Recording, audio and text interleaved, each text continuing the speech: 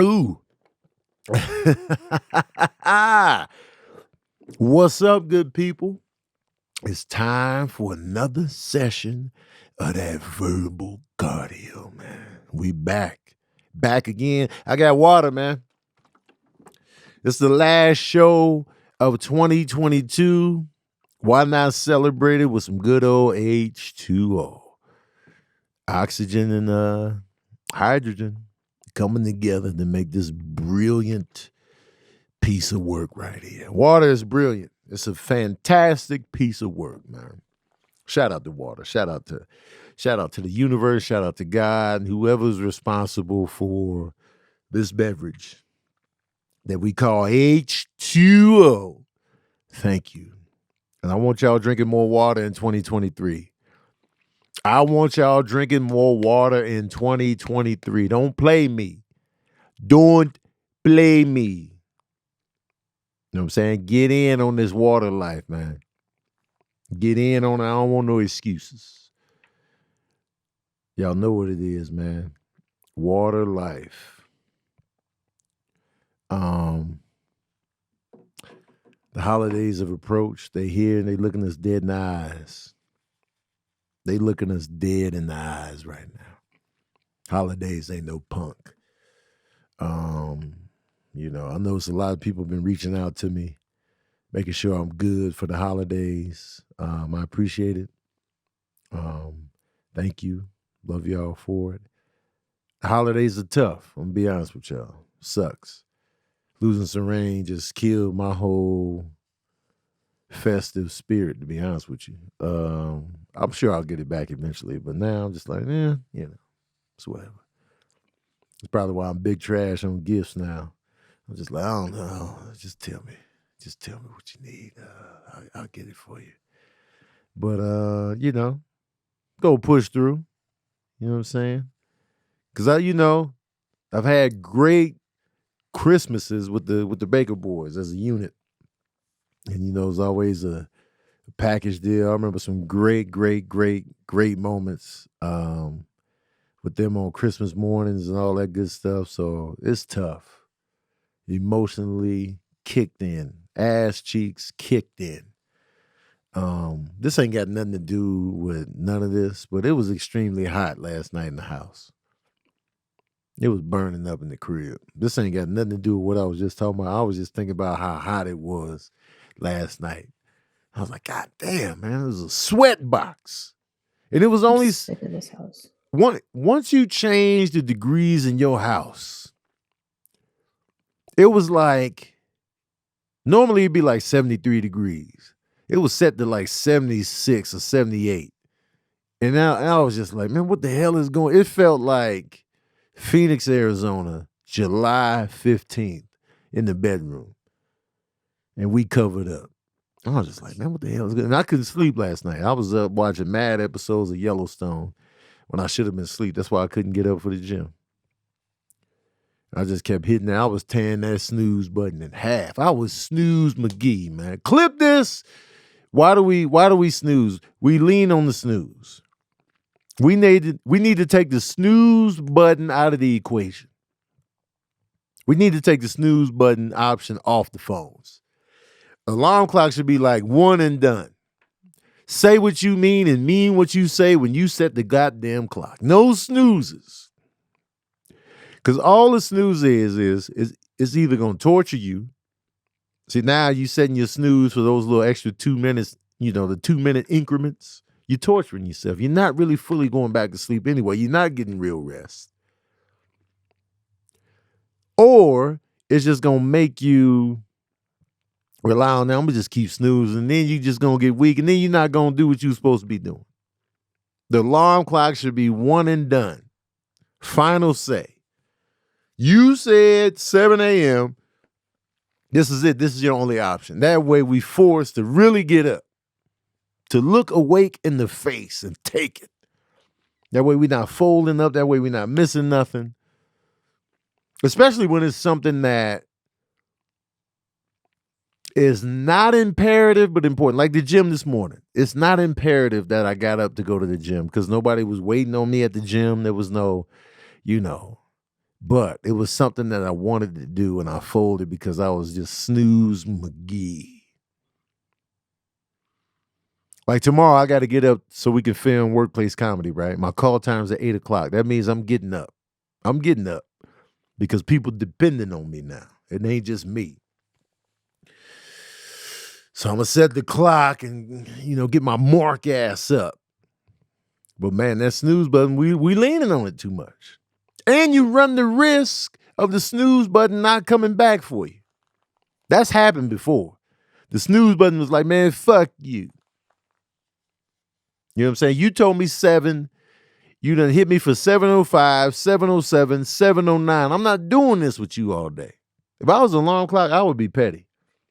I'd be like, hey, man, you told me 7. I showed up at 7. I did my job. And then I woke up other people, man. I ain't got time to be here all day with you. And you snoozing your partner to death.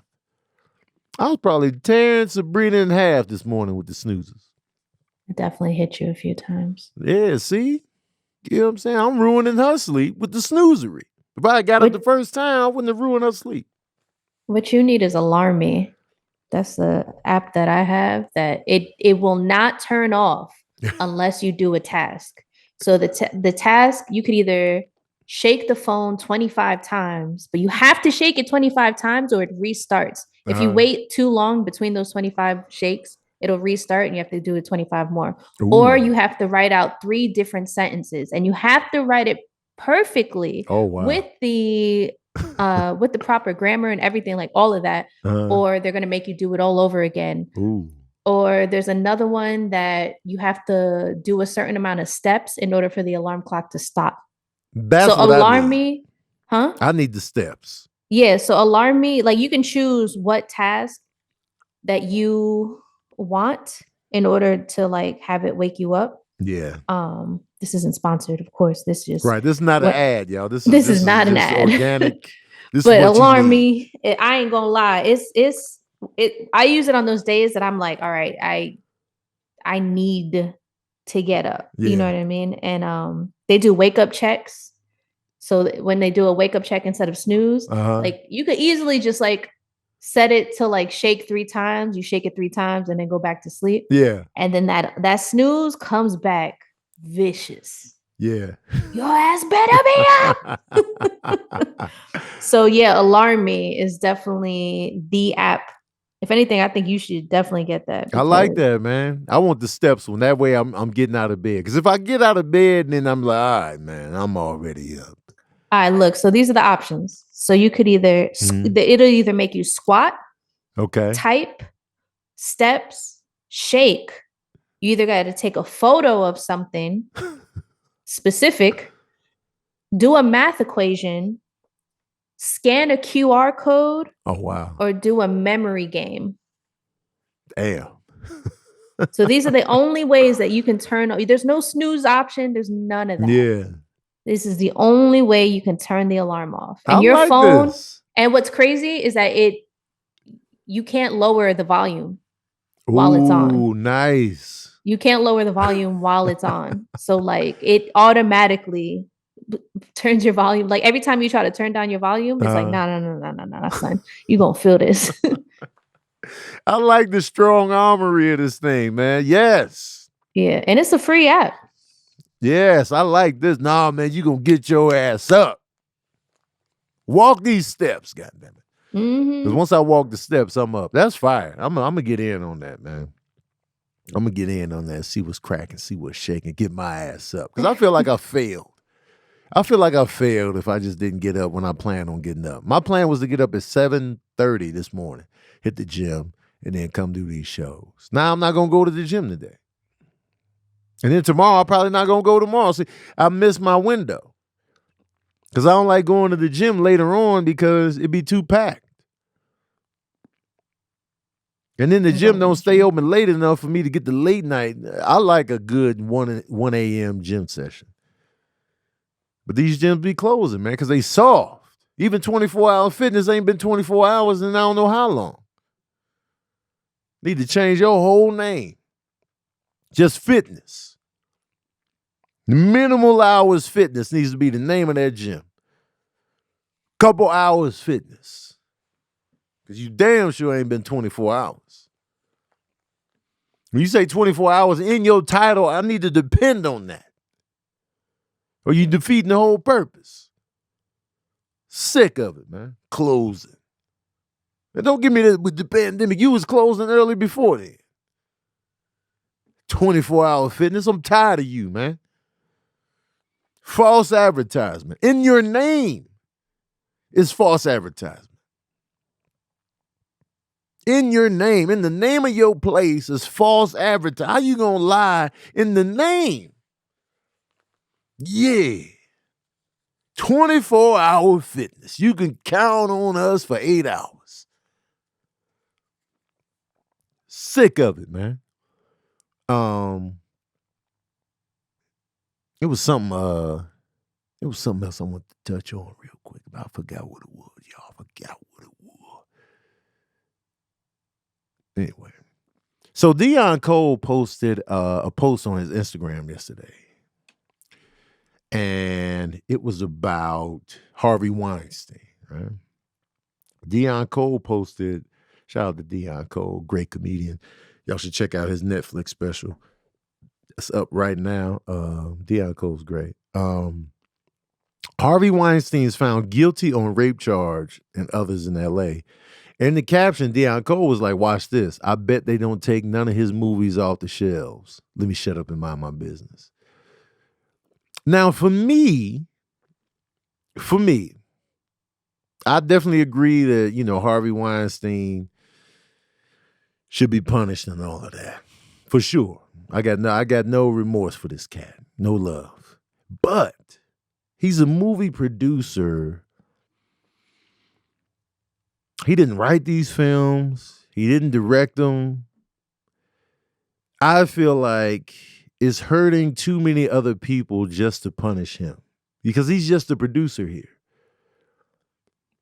So I feel like I don't know if I feel like his movie should be taken off the shelves. And people were in the comment section coming at me. They was just like, these are some of the reactions in the comment section.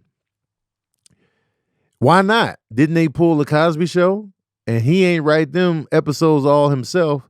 Here's the difference between the Cosby Show and Harvey Weinstein. Harvey Weinstein was just producing movies. Somebody else wrote them. Somebody else directed them. Pulp Fiction, for example, Harvey Weinstein did not create that movie. And in a lot of cases, you've seen movies you didn't even know Harvey Weinstein was attached to. Who produced The Godfather? Tell me right now who produced The Godfather. Chances are you don't know. Chances are you don't care. You know Francis Ford Coppola directed it. You know Al Pacino, Marlon Brando was all up in that bitch. But you probably don't know. You know Mario Puzo wrote it. But you probably don't know who produced it. I didn't know who produced The Godfather until I started watching the series this year. That's the first time I was like, oh, that's who produced it? Never even thought about it.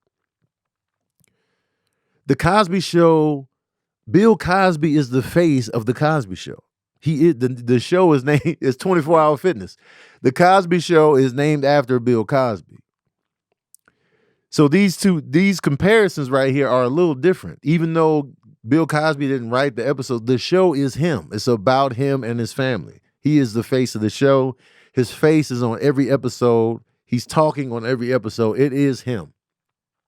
So it's a little different than to say Shakespeare in Love or Pulp Fiction or all these other movies that he's produced that you probably had no idea. And Dimension Films is under the Weinstein umbrella. We getting rid of Scream. You probably didn't even know he was attached to that. So to me, it just doesn't feel right to punish so many other people because of Harvey Weinstein. It's about the Huxtables, not Cosby, but the Cosby Show, that sizzle, the Cosby Show. The dude that was drugging women, the show is named after a criminal. It's not the same. I see the argument, I see the angle, but it's not the same. You know, And it was like he produced them while I continued to let him make money. I don't know if he's still making money off these movies or not. You know what I'm saying? You can watch Harvey Weinstein produce movies and not even know he was attached to them. That's the difference. When you watch the Cosby Show, you are seeing the criminal. You're hearing him. And I wasn't calling for the Cosby Show to get canceled. A lot of people in the comment section was assuming, but you want the Cosby Show pulled. Who said I did? And people was like, well, Kyrie didn't write or produce that film. Who said I wanted Kyrie canceled? They making it personal, like I was just like, cancel Kyrie, cancel this, that, and the third. I ain't say none of that. And somebody big assumed something about me in this comment section. I was like, who said? He was like, bruh, you seriously serious? Kyrie didn't make the shoe, but they took his deal. Make it make sense. Who said I wanted Kyrie canceled? And I can't think of somebody just assumed. It was a big assumption. I was just like, wait, what? I did what? And Holly Robinson Pete said, my late dad wrote, produced many episodes of The Cosby Show, lost out on so much money and residuals. It sucks. So because, The Cosby Show did get pulled, a lot of people suffered behind that. But, I wasn't out here campaigning for The Cosby Show to be canceled. And somebody, Mercury Wood Rose said, pulling those movies denies the talent their paychecks. Why should they suffer for his sins? But I'm trying to find that one comment where they just assumed the hell out of something. I was like, man, who said? Wait, Spartan. Okay, let me look for Spartan. Spartan said, let me find this.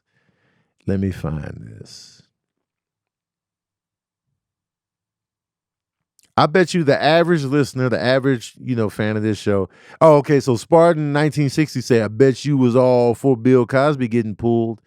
Why would you assume I was all for Bill Cosby getting pulled, The Cosby Show? I was like, was I? I didn't say nothing on the matter.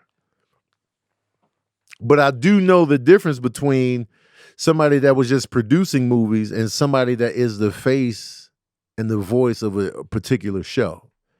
There's a difference there that people don't want to acknowledge or see. And then people was bringing up, well, Kanye got canceled for this. Kanye, this is a different type of scenario. Kanye West getting canceled versus them pulling the movies off the shelves that Harvey Weinstein produced.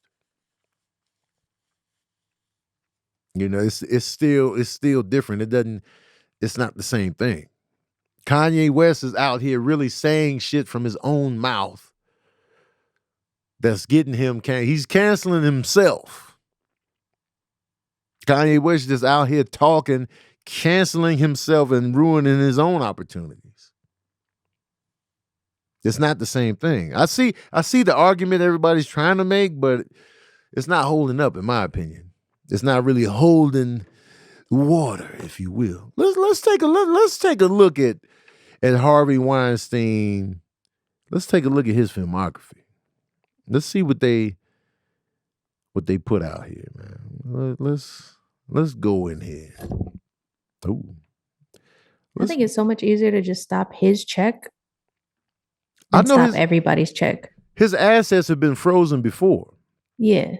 So it's like, all right. So like, why punish everyone? Right, because everybody's getting punished out here. So, and that's a lot of people. Mad people. So his production,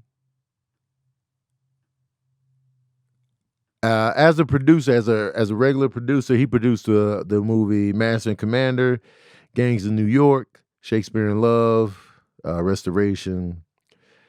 As an executive producer, he's produced films like Madonna, Truth or Dare, A Rage in Harlem, Reservoir Dogs, True Romance, Pulp Fiction, The Postman, Smoke, The Englishman Who Went Up a Hill but Came Down a Mountain. That's a long-ass title, but I remember that movie. Things Are Doing Different When You're Dead, The Crossing Guard, The English Patient, Flirting with Disaster, Scream, The Crow, City of Angels. That movie was trash, by the way. Addicted to Love. That's that movie Jeff wants me to watch so badly.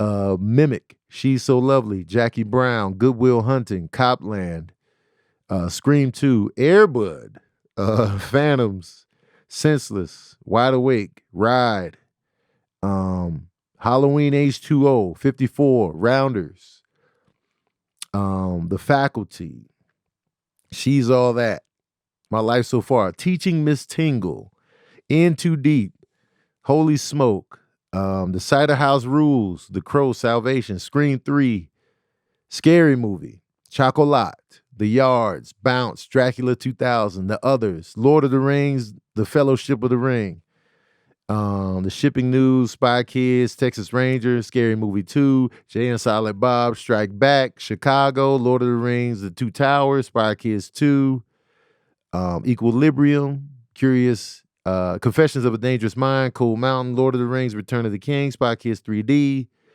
Duplex, Scary Movie 3, Bad Santa, Kill Bill Volume 1, Jersey Girl, The Aviator, Finding Neverland, Shall We Dance, Kill Bill 2, Sin City.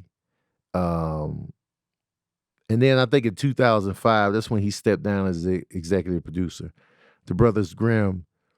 So, you know, that's a lot of I that's, feel that's a lot like of movies.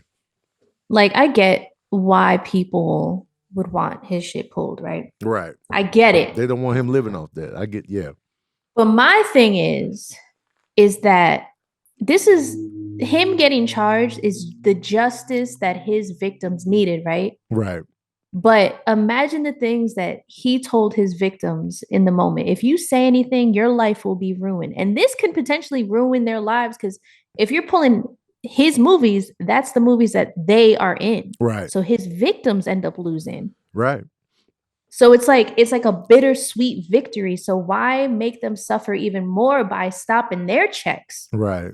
Because the person that ruined their lives is getting punished and taking everyone with him. Right. You know what I mean? Yeah. That's not fair. It'd be one thing if all of Cosby's victims, I understand the Cosby thing too, though. Like that, it should have just been him stopping, but it's his name on it, so that shit is weird. Like, ain't nobody gonna watch it if there was reruns, anyways. But like if it was a bunch of Cosby victims on the show, and they pulled the show, now everyone's punished. Like it just sucks. It's just all of it sucks. Everyone's a victim in all of these things. You know what I mean? Yeah. Except for the person who committed the crimes. You feel me? Like, except for Cosby's not a victim and Harvey's not a victim, but everyone that they have come across is, and it's just unfortunate. It's just an unfortunate scenario. But like when it comes to Harvey and pulling his stuff, you're literally punishing the victims because they endured the bullshit that he did in order to get in these movies that you guys are trying to pull. And that shit's not fair. Just lock his ass up. Stop his check. Don't stop everybody else's. Right. And like I said earlier, a lot of you probably didn't even know those movies I just listed were even associated with Harvey Weinstein. Right. Like, you probably got to be a movie head to really connect the dots. Like, I knew some of them, but I'm a movie nerd. But most people aren't like that deep into it. We don't care who produced what. We're just watching, you usually care about the actors, the writer, and the director. That's pretty much surface level. When you watch a movie, that's pretty much as far as you take it. You're never like, oh, who produced this before I go watch. You don't care about who produced something on the movie side. Maybe like musical production, you'd be like, oh, okay, that's a Pharrell beat, that's a Timbaland beat. Sure. But when you go to the average movie, you just like, who directed it? Who's starring in it? What's the movie look like? What's the premise? And they throw the producer on there in the advertisement from the producers of blah, blah, blah, blah, blah, blah, blah, blah, blah. But 9 times out of 10, that doesn't hit me the same as directed by. I don't know who produced Get Out or Nope or Us. We were excited by Jordan Peele. We were excited about, Lupita's, you know what I'm saying, doing a thing or whatever. We were excited by the writer-director's, pedigree. Steven Spielberg is another one that's like, oh, Steven Spielberg directed this? Let me pull up. Now, Steven Spielberg has produced a lot of shit. But I feel like, in most cases, we're not going just because Steven Spielberg produced a certain thing. We just like, all right, we pulling up because of the way the movie looks more so. Because sometimes they'll throw the producer in there just to get you to go. Like, Steven Spielberg produced this? And a lot of people get confused. They be like, oh, he directed it. No, he just produced it. Mm. What was you about to say? I was going to say, let's think about the victims, right? Mm-hmm. So you're going to stop a bag from the following: Uma Thurman, Mira Sorvino, Lupita Nyong'o, Gwyneth Paltrow. Let's see. There's 100 names on here. I am not reading them all. Yeah. Heather Kerr. Just give us the hard hitters. Daryl Hannah, Salma Hayek. Let's see. Let me go to the top. Kate Beckinsale. Yeah. Kate Blanchett. Hella Bonham Carter. Let's see who else is hard hitting. Paz de la Huerta. She everywhere now. I was just talking about her. Oh, wait, is that the one I was talking about from Boardwalk Empire? Me and you were having that conversation. That's her. Yes. Yep. Yeah. Mm-hmm. Yeah. It's so many people that like are in great movies that he produced that I just feel like they just shouldn't be punished. So many women. There's so many women. It's literally, I'm going to tell you how many. It's 107. Damn, man. 107 women have come forward to say that he has either physically assaulted, harassed, or some form of uncomfortable situation involving sex was involved with Harvey Weinstein. Those are all his victims. Everybody I just named. Damn.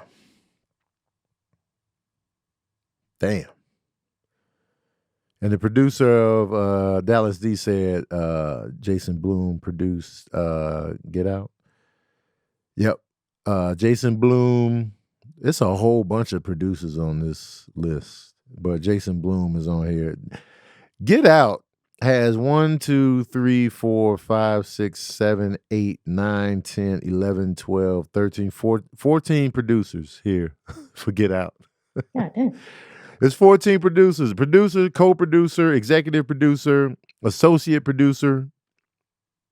It's just like, God damn. So many people involved.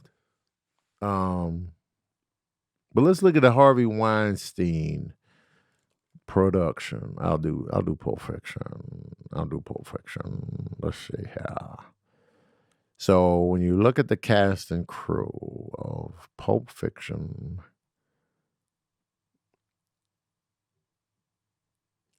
Pulp Fiction was produced by Lawrence Bender, Danny DeVito, Richard N. Gladstein, Michael Schamberg, Stacey Sher, Bob Weinstein, and Harvey Weinstein. 1, 2, 3, 4, 5, 6, 7. That's 7 producers.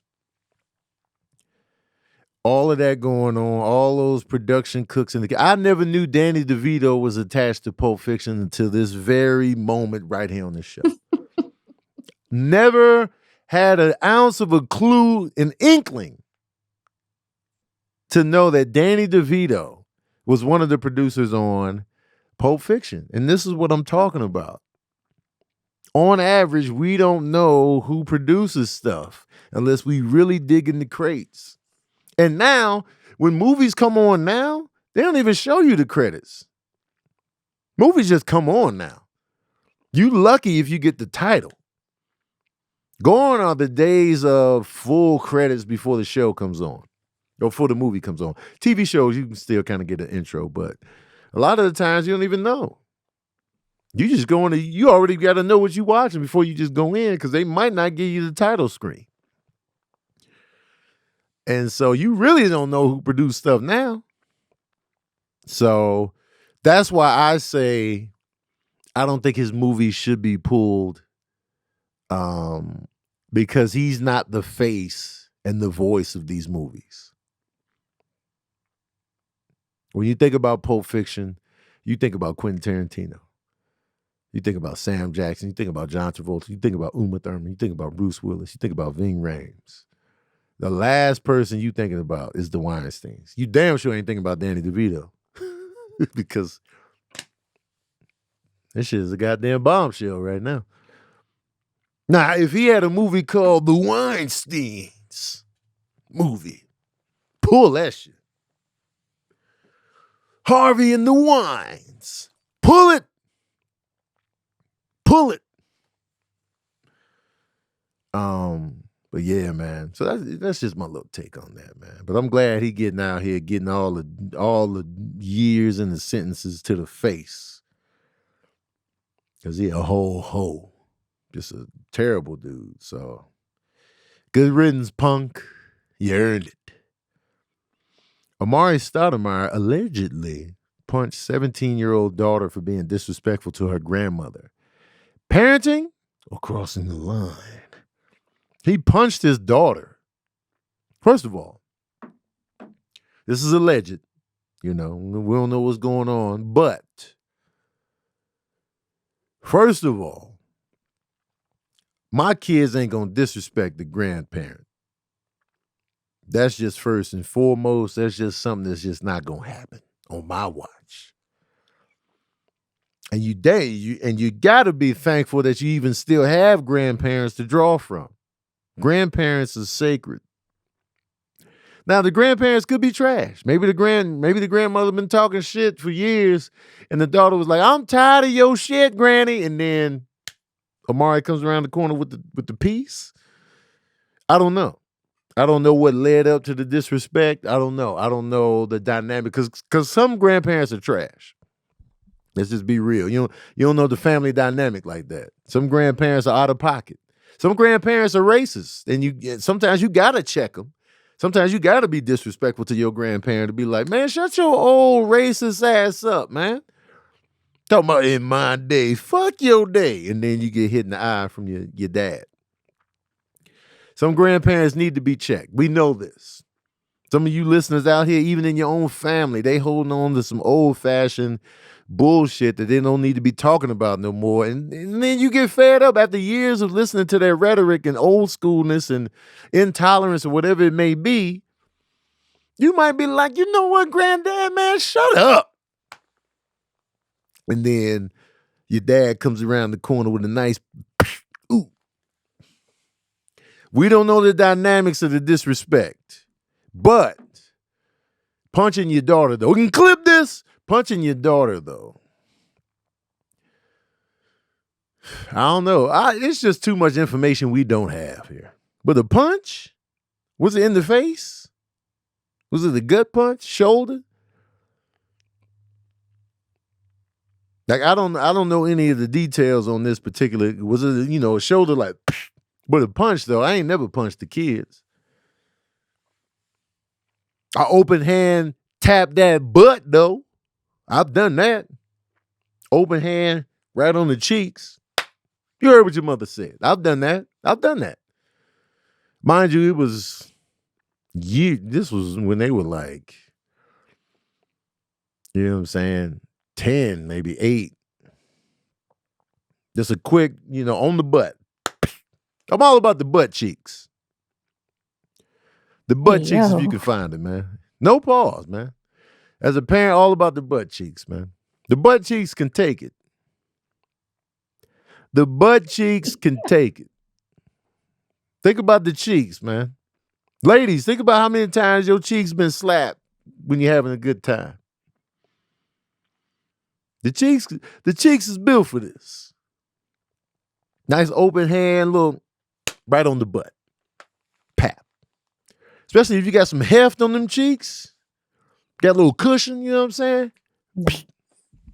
Could take it. Sabrina got cheeks, man. Chill, bro. Nah, man, look out, man. Watch out. Sabrina got cheeks. And they've been slapped. And they absorb the hit. You know what I'm saying? Absorb it. They absorb the smack up, man. So I don't know, you know. I don't know the parameters of this here situation. But, you know, that's a big hand coming in. But we don't know what she did. We don't know what the daughter did. We immediately be like, no. Some kids are trash. Let's be real. Some kids is trash. The good son always comes back in full circle. Oh, the good son rises again. We don't know, man. We don't. It's too many variables in this situation for us to haul off and make snap judgments like that. We don't know the situations. We don't know the parameters. We don't know what kind of punch it was or where the punch was. He might have punched her in the cheeks. Because the cheeks can sustain. I don't know, man. He's a big dude, though. He almost 7 feet tall. Man, let's look at his stats, man. He 250.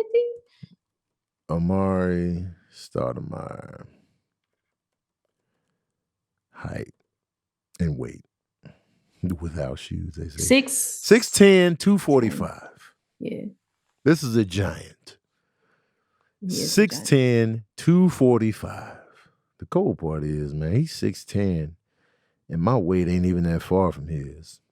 Man, I'm about 15 pounds less, maybe 16, 17, 18. But goddamn, I gotta get back on it, man. He got a whole 8 inches on me in height.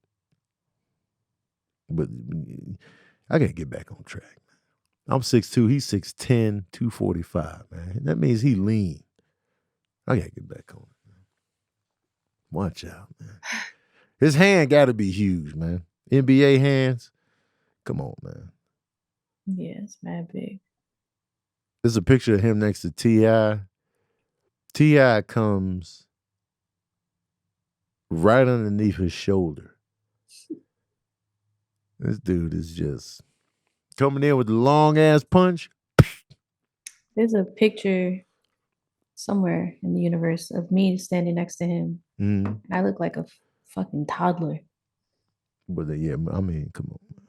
Well, I mean, it's not fair because I'm 5'2", but exactly. Still, I look like a toddler. He definitely could have gripped the top of my head like a basketball and just lifted me up. And I would have been like, oh, okay, I guess this is what's happening. Absolutely. I would have just had to take it. Yeah, you little, man. Nah, I was knee height to this man. Yeah, man. We saw pictures of Rihanna and ASAP's baby. Mad cute. Cute, man. Who the baby look like? Let me look at this child for real. The baby's forehead, it does look like Reese. That's Rihanna's forehead. Tough. That's definitely Rihanna's forehead. Tough. You know, cute baby though. Oh, adorable, man. The baby look like a good time. Like the picture I seen with this, I see Rihanna in this baby. Man, I don't know, man. It's still too early. It is too early, but he's really cute. That's a cute kid. That's definitely Rihanna's forehead. I see Rihanna in this baby, man. I'm looking at the smile, the baby smiling tough. Yo, the baby low-key got Drake's eyes, but you know, that's neither here nor there. Man, this baby ain't got no Drake eyes, man. Look out, man. I just want to start some shit. Stirring the pot. The baby looks like Rihanna, man. Looks just like Rihanna. This is Rihanna had this baby alone, asexual. ASAP hasn't kicked in yet. Give it time. Yeah, give it time. Babies be changing. You know, this early in the game, you can never be like, oh, you gonna look like, nah, too early. But right now, I see Mama Bear in this baby.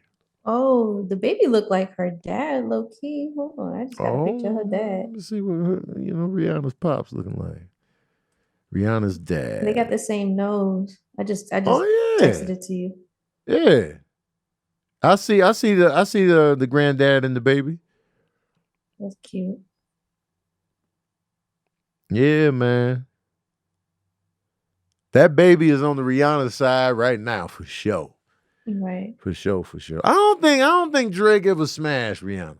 I don't think they ever smashed. But not only they, because you know they were rumored to be attached. I feel like this. I could be mistaken. I know Drake was feeling Rihanna, but I just feel like she was never feeling him. That was the end. Remember that time at that award show, he was doing all of this and that and the third. He was professing all his love for her. She was just like, thanks, man. Anywho, I feel like he really wanted Rihanna, but Rihanna was just like, I don't think Drake did it for her. He couldn't keep it together. That's what you listen to Certified Lover Boy. He had that song called Fucking Fans, and it's pretty much about him stepping out when he had Rihanna at home. Did he ever have her at home? Yeah. They were together more than once. That was the second time around when we saw all of that stuff going on, and that's when it was over. After that was it. But he definitely had her. That was like the second time, because you know, back about 10 years ago, Chris and Drake got into a scuffle over the whole thing. Remember that? Yeah. I forgot about that. That's the only time they really ever, like, you know, initially they made music together, and then they made music together again, and they were rumored to be supposedly dating or whatever. Then they're falling out. And then in 2016, around that time, the same thing or whatever, then all this other stuff, and then it falls apart. And then Drake's with supposedly J-Lo, and Rihanna's just doing her own thing. So Drake was with J-Lo? Mm-hmm. When was this? Very, very short. It was like maybe a fling or something like that. Yeah. I don't even remember that. You remember that, Sabrina? I don't fucking know. Drake's been with everybody. I feel like Drake been with you at this point. He definitely was around, but I think it was a petty thing to get at Diddy too. I drunk text J-Lo old number, so it bounced back. Then he got the J-Lo clearance on the Teenage Fever song too. So yeah, come on. He petty like that though. It's get into his petty tendencies. He's a pretty terrible guy. Now he had beef with DJ Drama, and he ended up smashing his girl. Oh, so yeah. Damn. He smashed his girl after the fact? During that whole thing where it was going on, like the remember the ghostwriting and all that stuff like that? Yeah, after that. Oh wow. But Drama wasn't with the girl when her and Drake smashed. Don't know. Because I saw the part of it, and DJ Drama basically confirmed he was like, Drake did. Oh wow. And I was like, God damn. Drake out here petty. Yeah, look at the other picture I just texted you. Let's see. So of Rihanna's dad smiling and the baby smiling. I'm telling you, man, that baby is taking up at the Rihanna side. It's so cute. That's a cute baby, man. Adorable. Yeah. Love the kids, man. I'm sad the paparazzi kind of ruined the, you know. Yeah. I like babies, man. Babies are sacred, man. They had a good time. I like babies. Shout out to Serene too, man. He was great with babies. Man, he was so good with babies. With babies. He loved he loved babies. He had a great rapport with babies. He would have been a good dad. Mm-hmm. He'd have been a good time, man. He was all in with babies. Yeah, tough. I was like, look at this guy. Right. I used to always watch him like, look at this man. Right? Yeah, man. Babies are funny, man. They're a good time. Yeah, funny. Yeah, he never seemed nervous or nothing like that. He would just laugh with them. He'd just be chilling. Mm-hmm. Just chilling with him. I still don't think Rihanna smashed Drake though. She, he don't seem like her flavor. I don't know what her flavor is, but I don't know, man. If ASAP, I would have never thought ASAP. So you don't know what her flavor is. You thought ASAP was her flavor? They did a little thing on the stage. What was that? The VMAs? I can't necessarily say that he seems like her flavor, but he definitely seems more less. More or less. Here's my outlook on how Drake comes off to me. Okay. He seems a little cornballish when it comes to the women. But women like that. Huh? So some women like that. Some women like everything though. But So ASAP doesn't give me that energy at all. And Rihanna doesn't give me cornballish energy like she would like a cornball dude. I agree. Their personalities match fairly well. They're confident in who they are, what they Yeah. like, and the kind of things that they bring to the table. A$AP Right. always been I'm this, I'm that, I'm this kind of guy. He, it seems cocky, but it's like I feel me. And Rihanna's Right. never been the type to back down from like what she feel, how she want Right. to talk or anything like that. So more so that will come across. Whereas Drake he goofy. He's just a goofball. He always been a goofball, and that part adds a charisma to him. But that's not everybody's flavor. Right. And those two together, it just felt like when I would see those two, it felt like Drake was clearly the one really like, yo, Rihanna. Rihanna was like, all right, man, look out. that was the energy I would always get from that dynamic. But I could be mistaken. I don't know anything. But that's just the vibe. That's just the energies I'm reading. So I don't know. But I do want one thing. Rihanna and ASAP produce a nice little track called The Baby. That's adorable. Shout out to them.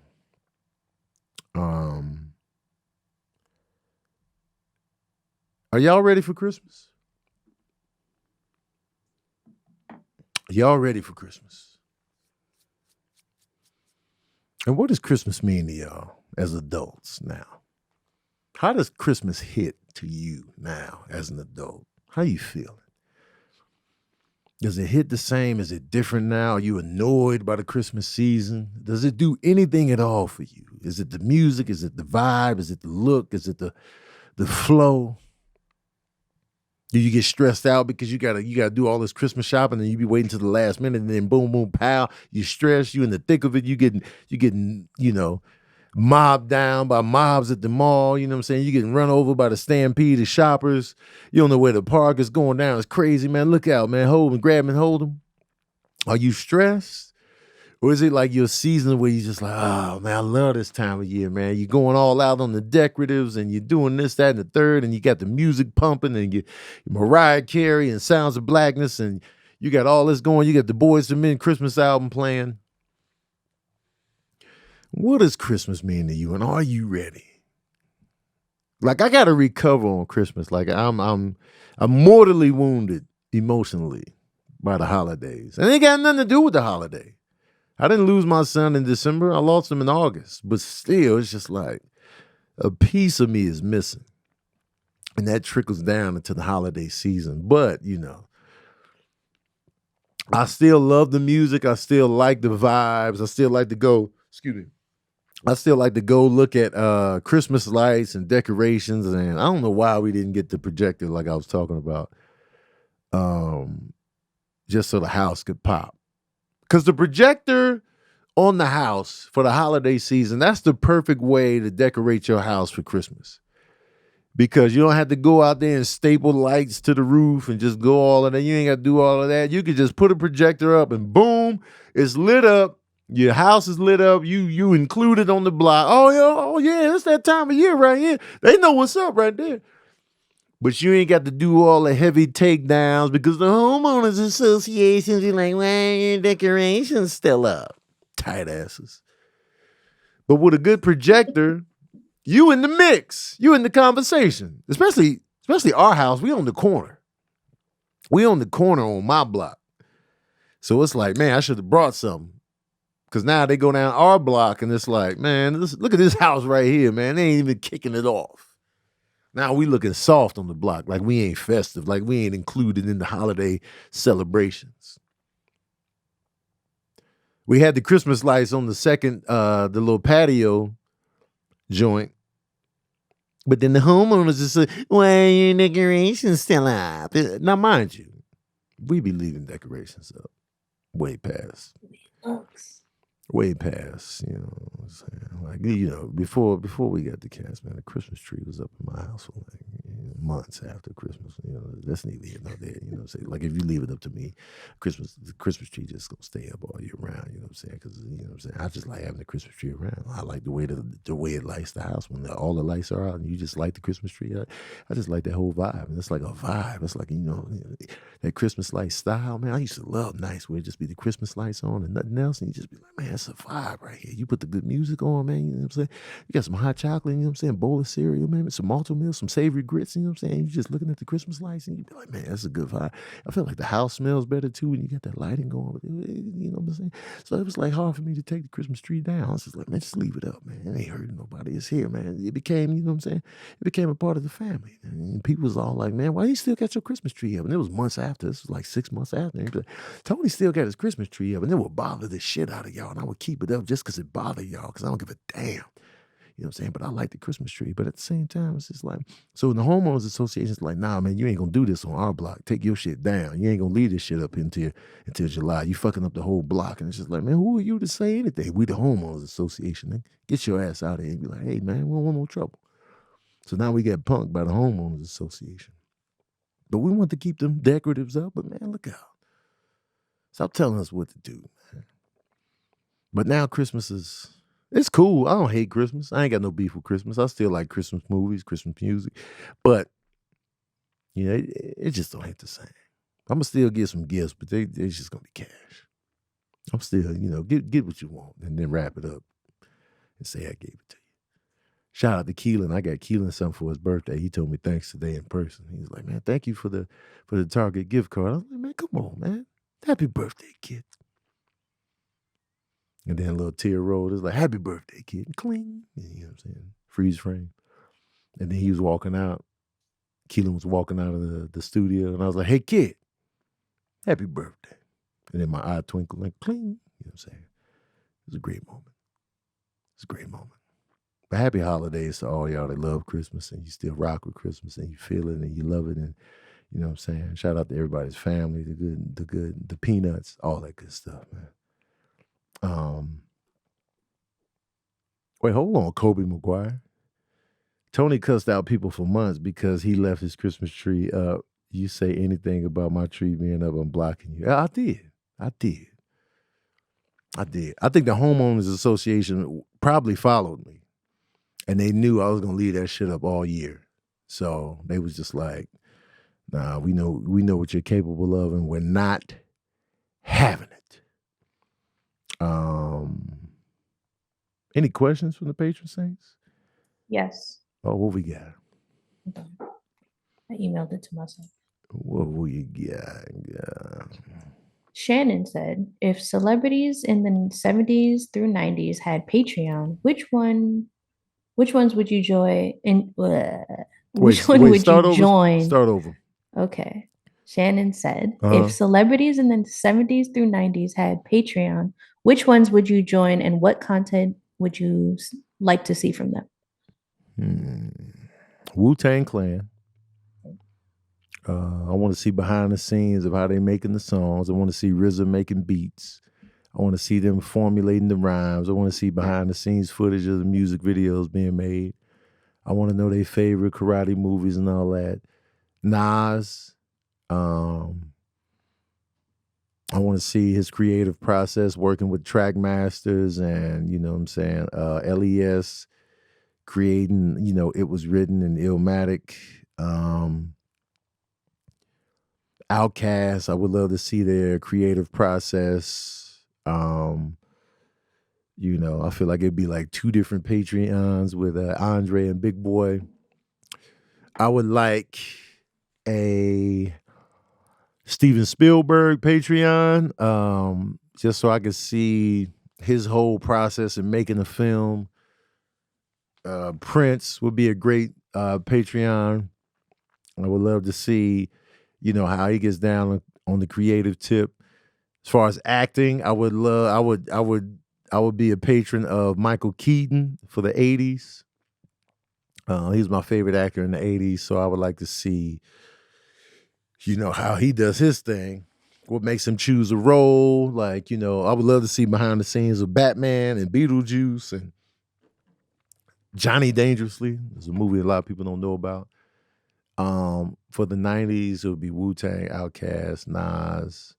As far as actors, I would probably join Martin Lawrence's Patreon. Because I would love to see behind the scenes of like Bad Boys, being made and all that good stuff. Probably in living color. Like Damon Wayans, I would probably be a patron of. Sinbad, Seinfeld, I would be a patron of. 70s, 80s, and 90s. I would probably join Tupac's Patreon because I feel like it would never be boring. Tupac's Patreon would never be boring. So that'd be a good one to join. I kind of feel like a No Limit Patreon would be kind of entertaining. Biggie, that's a lot of money. It's a lot of money. All these Patreons I'm subscribed to. I gotta get a cooking show up in there. I gotta get a chef in there. Julia Child. Let me get in on that.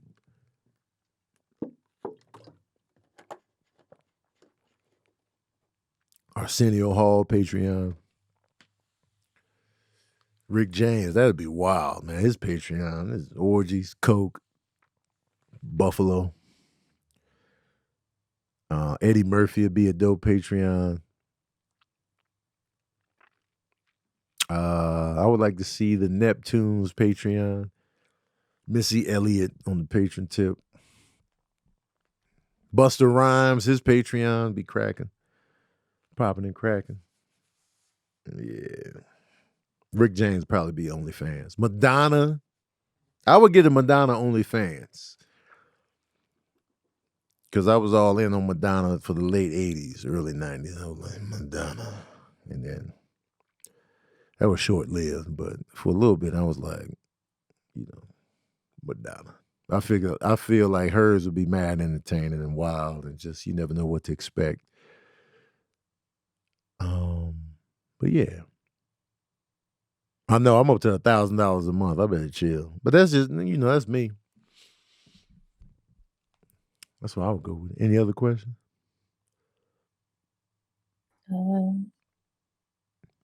Tony, that's Simone L.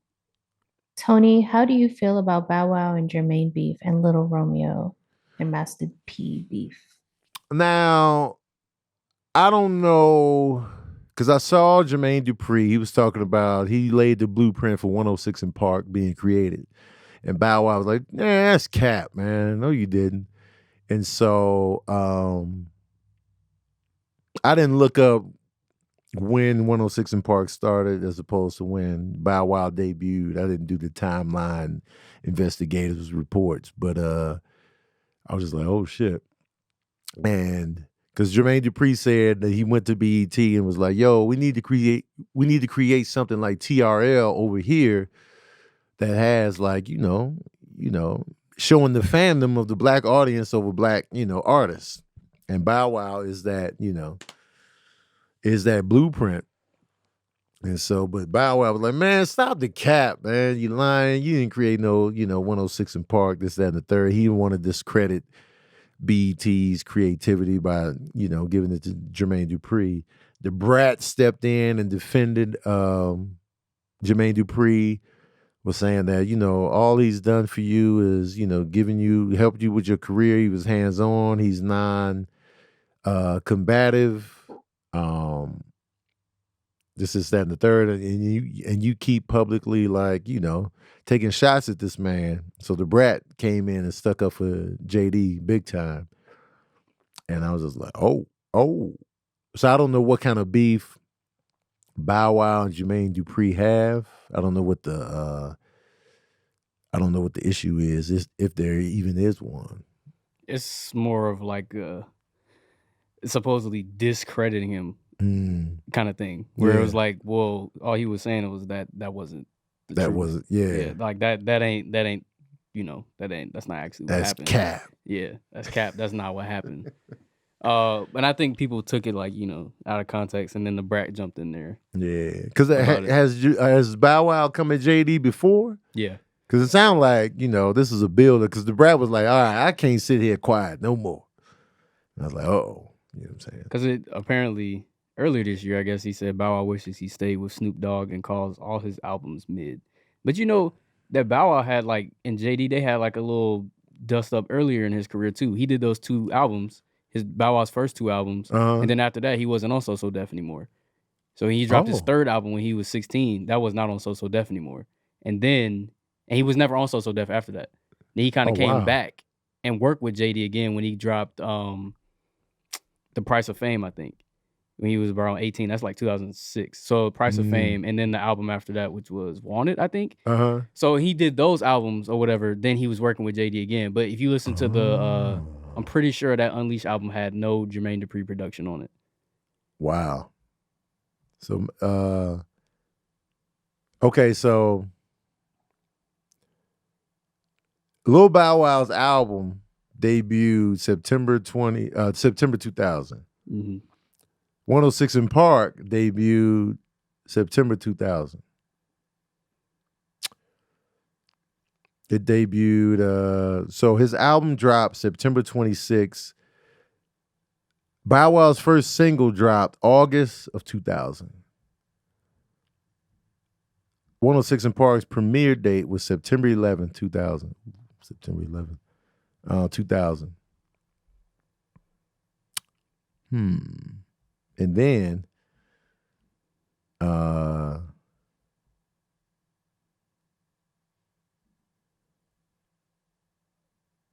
yep, so debut album, So So Def. Second album, Doggy Bag, So So Def. Unleashed, that's when he was just Columbia. Let me see. Album went gold. His first 2 albums went platinum. Oh, wait, hold on. Oh, shit. Is his first album triple platinum? Undoubtedly, he hit the scene pretty hard. Damn. So triple platinum, according to Wikipedia. Wikipedia always pumping the numbers up. Hold on, let me go to RIAA, man. Because Wikipedia it'd be the artist being there writing. They'd be like, yeah, so 10 million copies, man. Make sure you get that in there.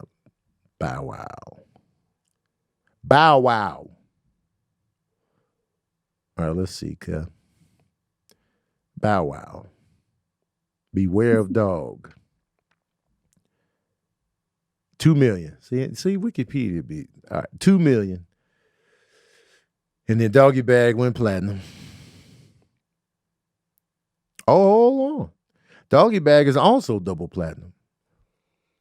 But according to RIAA, it's just Columbia. It doesn't even have So So Def attached to that one. And then Unleashed went gold.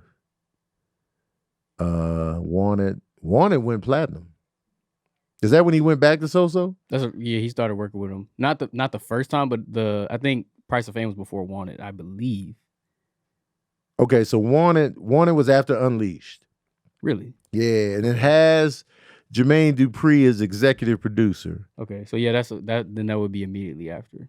And then Price of Fame, Jermaine Dupri is a producer. There's a different label in here called LBW. That's that Lil Bow Wow Entertainment. Yeah. That's his own thing with Columbia. So Jermaine Dupri was still in the mix. Yeah. For the Price of Fame. He was still in the mix for Face Off. Yep. And then New Jack City 2. I don't even remember this album. After the Face Off album, it kind of his career had like that musical decline. Yeah. So he definitely worked with him before, but it's like, the legitimacy of what he's saying is that's the thing that people were talking about. Like, yeah, regardless of what JD did, he was just saying, like, I guess, people's egos get in the way and stuff. And I can understand why Bow would be like, this man made a show around me, like 106, like whole thing about that. And then him, Bow Wow called himself like Mr. 106 in Park. What kind of claim is that if the show was made for you in the first place? You know what I'm saying? Right. So yeah, I guess that's probably why I made him jump. I was like, he didn't do that. And then supposedly the creator of it was like, too. But I can't find. I'm trying to Right. find that where the creator actually said that. But Mhm. yeah, so I can see why it'd be an issue or whatever. But Yeah. I don't think Bow Wow's lying about it either. I don't think so either. I think I'm sure what I don't doubt, I'm sure Jermaine Dupri probably did go to BET and say something like, "Yo, we need something like, Cash, how people just always coming up with ideas on the fly. Yeah, Yo, we need to create like a TRL for us." And I can see that happening somewhere down the line, especially if he's working, because he's already had experience with working with kid sensations. Like you take Criss Cross. yeah, Criss Cross would have been a phenomenon on 106 in Park. yeah. They would have been Yeah, number one everywhere. every week. Every day it'd be like number one, Criss Cross. And so he was already familiar with that that type of lane. And if you look at TRL, of course you're gonna be like, yo, we need something like this for the blacks, especially if you in music. And then that timing just worked out so perfectly with Bow Wow debuting and 106 in Park debuting. It was like a hand-in-hand marriage of, let's create this pandemonium that they got going at TRL. We're going to do it on this side. And 106 in Park was popping. Yeah. Uh-huh. So I JD do is still see that. discovering people because he's the reason that Lotto exists right now. Oh, He's still like a kid, like he still finds kids. I mean, she's a woman now, but like Yeah. back then when she came onto his show, she was a kid. So that's still his lane. He has an eye for young talent. Probably Yeah. because he was in entertainment as a kid himself. Yeah. What Right. group was he? He was a dancer. He was a dancer, so you can catch little Jermaine Dupri in like old videos. Like, yo, that's JD. Yeah. So he's very much tapped into. And even when he started like working with these young cats, he was young himself still. Yeah. So it's like that's his niche. But, we'll see. And that kind of speaks to certain things where, when you have an artist sticking up for you like that, like how the Brat sticks up for Jermaine Dupri, Yeah. It just makes sense. that kind of says a lot too, that, okay, obviously if the Brat is going to bat for this man, he must have did her right on the business end. If she's sticking up for him like that. Or at least from her, her standpoint. Because, we see it all the time with like artists who are like, man, they ripped me off. And, they're not going to go to bat for their producer or whoever. And speaking of that, on the back of this, you got little Romeo and his dad, going at it. And for me, I'm seeing the back and forth and I'm seeing what was said and I'm reading what was said. And it's just like, it doesn't feel like Romeo is being, it feels like he's being sincere. I can believe that too. Me too, because Romeo has never been super vocal, and he's grown now. Like that, right. People think it was like he's trying to get attention. I was like, yo, he's not a kid anymore. He's grown. So I believe what he's actually saying has some validity to it. And he's never been thirsty for attention. He's never come off as somebody that's thirsty for attention. Bro, Romeo was in the limelight for a couple years, and then he disappeared. And then we started seeing him on the commercials. Right. And then, that was like a running joke about it. Right. But he's never been like super duper in your face famous or anything like that. So I don't feel like he has any reason to be like, I'm trying to gain attention now. For what? Right. He seems like he's just a family dude. He's doing what he's got to do, and he's grown. Like these people that we grew up watching, I did. Like I grew up watching Bow Wow and Romeo and all that. Yeah. They're in their 30s now. Like they're grown, and him coming at his dad or whatever, and then being like, this and this, and then Master P kind of falling right back into the same trap that he was saying that he does all the time. Make it be like, hey, I think he is speaking his truth. Right. And I can get why. Because a lot of people was like, why are you putting that on social media? Because from what Romeo is saying is that he's already tried to talk to his father several times about it, and he keeps getting gaslit. And like when you're dealing with somebody, especially family can be the most stubborn and hardest people to talk to.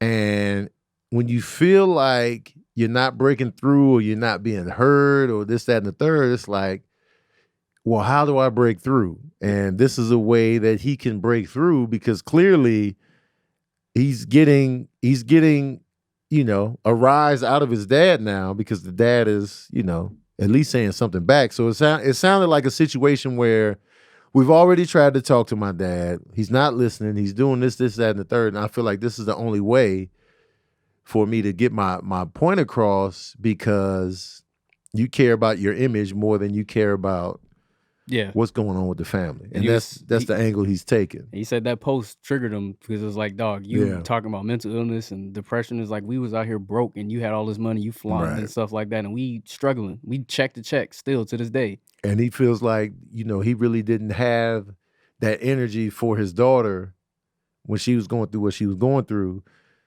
He was feeling like, he really didn't have that communicative spirit or that compassion that he showed for Ellen's DJ, Twitch.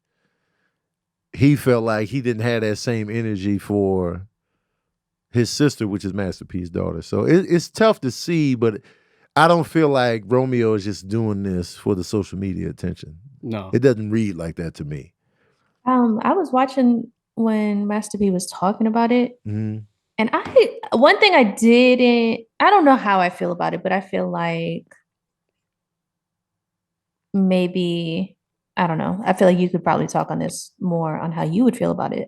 In his speech, he was like, look, I know Romeo lost his sister, but I lost a daughter. Yeah. As if he was trying to make it seem like he lost more than him. Yeah. And it's like y'all both lost somebody, and what I'm hearing is y'all need therapy. Yeah. Period. Like at the end of the day, I'm hearing therapy is needed, because sometimes y'all, like, stuff like this, it's like, all right, you can address it, you can do all that, you can do whatever you want. But sometimes you need to address things within yourself in order to properly heal, to actually heal another relationship. Right. You need to heal the relationship within yourself, your trauma, the hurt, the grieving, and like trying to properly process it. If you're not healing within yourself, ain't no way you're going to fix another relationship outside of yourself. For sure. So that's all I'm hearing. Yeah, grief Olympics, that's not helpful at all. I hate the grief Olympics. Yeah. And it's, as a person that dealt with serious emotional grief and trauma and loss, it's easy to fall into that. It's easy to be like, well, you don't know what it's like. It's easy for people to fall into that. It's easy because it's right there. It's like when you look at people who have lost someone or something, and then you that's what you tripping over, or, you don't know what it's like.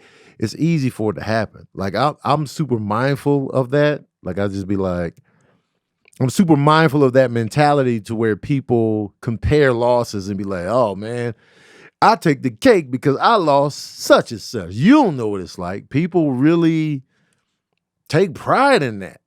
They be like, man, and they throw it in everybody's faces that will listen, that say anything, that experience any kind of loss. You be like, man, you crying over your dog? I lost, it's just, and so for him to say, you lost a sister, but I lost a daughter. It's like, what are you talking about, man? It's like, terrible. I lost a son, but my brother lost a brother. I mean, my son lost his brother. Their relationship is not my relationship. There's different relationships. My relationship with my son is different than Serene's relationship with Sincere. Those are two different relationships. And they're both very powerful, very meaningful, and rooted in love and closeness. And, so I can't sit here and say my pain is deeper than my son's pain. Like, why? I would never even remotely even dare to say that. I'll look at Sincere and I'll be like, man, I want to, if he's okay. Because he's so like, quiet. And, he's not just going to come up and be like, man, I'm feeling sad and this, that, and the third. So his pain is different than mine. And also, to be quite honest, they were together more than me and him. Serene and Sincere were together more than me and Serene were together, because they were always together, sleeping in the same room. Like, when I was in college and they were away in Albuquerque, 3 hours away, they're together every day. They're together. And then during the divorce, granted, I'm only 9 minutes away on the drive, Serena and Sincere are always together. They in the same room, you know what I'm saying? They are always there. So in essence, Sincere could be like, you know, my dad don't know what it's like to lose a brother. You know what I'm saying? He could easily be like, man, you don't know what it's like to lose somebody that you're always with all the time. And I would just be like, man, look out. You know, but we can't play those games. We can't play the grief Olympics. Even on the grand scale, when people compare slavery to the Holocaust, I hate that shit, man. They're both horrible. They're both trash. And I just hate that comparison game. And especially when you compare, when you're not even personally attached to either one of them, like personally. Like if you wasn't a slave, you really don't know what it's like. You can read all you want and hear the stories all you want, but if you weren't in the concentration camp, you really don't know what it's like. And I'm sure you take an American slave and a person that lived through the Holocaust for real, and they sitting there like, man, we not taking pride in this shit. We just want to live. But people on the outside always doing the comparison. It's just corny to me. It's just like, you know, but, you know, as a person that had extreme loss like this, it could be intoxicating having that little chip on your shoulder of grief. Feel sorry for me. Because a lot of people like that energy. Feel sorry for me. Give me this extra attention. Give me this extra love. And people just fall into that, you know, grief intoxication, if you will. I just made that shit up. But I like it. Yeah, it's just like, that's what it is. It's like, you know, they feed on that. It's just like, well, I lost a son. So on the flip end of that, people who might not want to talk about that kind of stuff as well, Yeah. they kind of use that as a defense mechanism. You wouldn't understand. Mm-hmm. And that's one of the immediately hardest write people off. Yeah, that's the hardest one to do it, because it's like, you right. Yeah. You know, and being in that person that's on the receiving end and be like, you right. Like I don't understand. So I'm here to be whatever you need me to be, but they kind of just write it off like, I don't want to talk about it. You wouldn't understand anyway. Yeah. Carry on. And it's like, damn, that's extremely dismissive. And it's not your fault just because you haven't experienced it firsthand.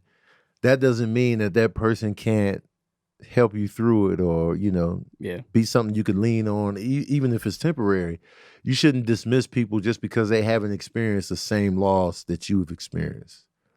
Writing people, you don't know what it's like. Well, I mean, you gotta let people at least try to be there. Right. Like, you know, people deal with things differently, but I always be like, you know, if people are really there genuinely to help or try to lend a hand, just in general, right, it ain't gonna fix whatever happened. But if they're gonna be there, let them be there. Yeah. Just give them, you set the boundaries for what you want it to be. Right. But you completely dismissing them off is not gonna do any good for you yourself.